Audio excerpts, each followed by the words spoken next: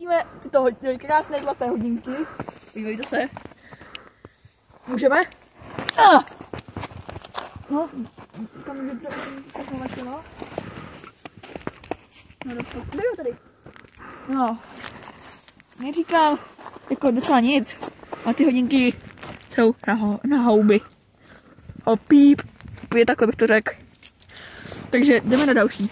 Tento reprák, značkovej, koukněte se, je to opravdu dobrá značka.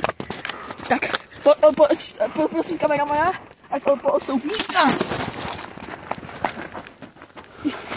Takže musíme ještě trošku.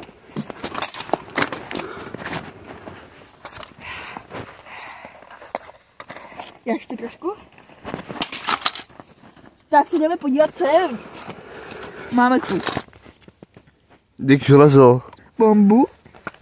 Prodáme, vole, do Chánova. Do sběru, železo. Počkat, ty repráky jsou vlastně magnetický, ne? Tady něco je magnetickýho. Jo. Můžeme dělat magnetic fishing. Bro. Tak. No prdele. Nebylo. No, Budeme dělat, že tohle se nestalo, jo?